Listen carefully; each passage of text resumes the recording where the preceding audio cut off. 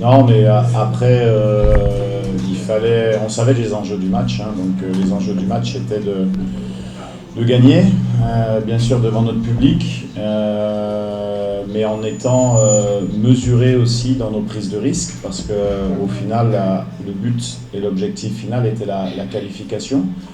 Sur ce point-là, je peux comprendre qu'il y ait un peu de frustration de la part des supporters, parce qu'on a réussi à marquer assez tôt dans la rencontre, et après voilà, on a attendu que cette équipe qui s'était bien regroupée et très bien organisée tactiquement puisse sortir, parce que voilà, donc c'est vrai qu'on a eu beaucoup de possessions, on va dire stériles, mais tant qu'on avait le ballon, on prenait pas de but, et puis on savait qu'à un moment donné, avec l'obligation du Soudan de gagner pour se qualifier, ils allaient ouvrir tactiquement. C'est ce qui s'est passé, puisqu'ils sont passés à 4 sur les dernières minutes, et c'est à ce moment-là qu'on a eu les occasions pour mettre le deuxième but, et ça a été fait. Donc non, c'est un match qu'on a bien géré, que c'est jamais facile devant le public, parce qu'il y a une obligation de résultat.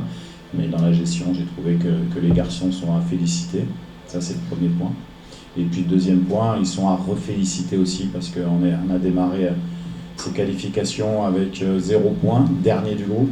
Et ce soir, on termine premier et qualifié pour la CAN.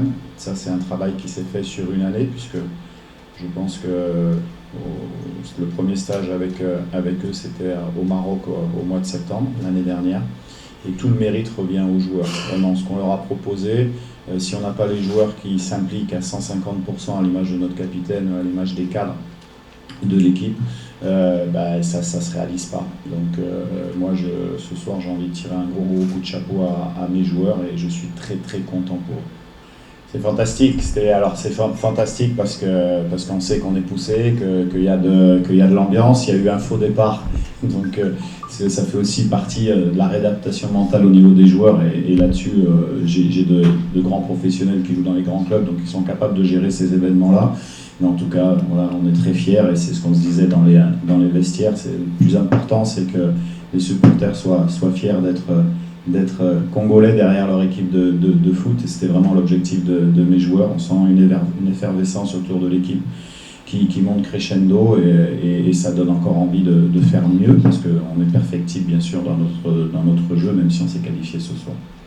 Vous l'avez dit, c'est pas 11 joueurs, c'est un plan de jeu. D'ailleurs, il n'y a pas de remplaçant pour moi, il y a des finisseurs, c'est-à-dire qu'il y a une stratégie qui est mise en place. Ça fait 2 fois qui profite du beau travail de Cédric. C'est pas facile pour un attaquant de jouer dans une interligne de 5 en 5-4-1, c'est difficile, il n'y a pas eu d'espace. Même Gaël n'a pas eu beaucoup d'espace pour les exploiter. Voilà, et donc le tout, c'est qu'il y a un état d'esprit. Il y a la concurrence, c'est vrai, mais bon, pour rebondir sur le temps de jeu, Mayele a eu pendant pas mal de temps d'arrêt, parce qu'il était en transfert entre Youngstar et Pyramide, et puis il est simplement en stage, mais le championnat égyptien n'a pas repris, donc voilà, je pense qu'il avait 15-20 minutes à nous donner de bonne facture, c'est ce qu'il a fait, et on est très content pour lui, parce qu'il le mérite, mais il profite également du travail de toute l'équipe. Là, nous, l'objectif de la deuxième mi-temps, c'était, même si c'est difficile à faire, mais c'était de donner un peu le ballon au Soudan pour qu'ils viennent sortir quand même, parce qu'on avait du mal à trouver de la profondeur derrière. Donc c'est vrai qu'on a joué beaucoup plus bas, ils ont eu un peu plus de possession, mais c'était un peu l'objectif. Après, ils ont des joueurs rapides, ils sont bien organisés. C'est une équipe qui a battu le Gabon, qui nous avait battu au match aller, donc même si il faut les féliciter, parce qu'ils sont restés dans le match jusqu'à la fin, au final. Voilà. Mais après, je pense qu'on a quand même tactiquement bien géré le match.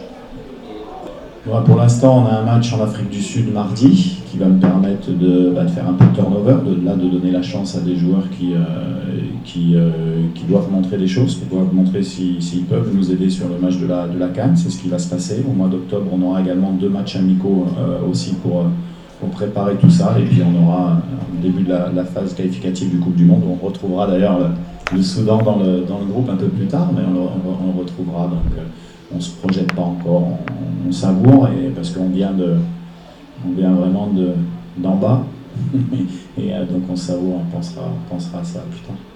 Bah, on commence à trouver un équilibre, hein. On commence à trouver un équilibre, il y a du monde, on a 28 joueurs sur ce stage, plus certains qui ne sont pas dans le groupe, qui sont susceptibles d'y être, hein, comme certains qui sont suspendus ou d'autres en méforme, donc on commence à avoir des choix, c'est ce qui nous donne aussi cette osmose à l'intérieur du groupe, cette discipline, parce que tout le monde a envie de montrer le meilleur de soi-même. Voilà, je suis intransigeant avec ça, on a le droit des fois de ne pas être bon, c'est pas très grave, mais on doit tout donner tout le temps. Donc, et là-dessus, sincèrement, quand je vois l'attitude des remplaçants et même de ceux qui ont été en tribune ce soir, il y a une famille, il y a une osmose qui s'est créée, donc il y a un équilibre. Après, on verra ce que ça donne, mais il faut quand même bonifier sur ce qu'on a construit depuis un an.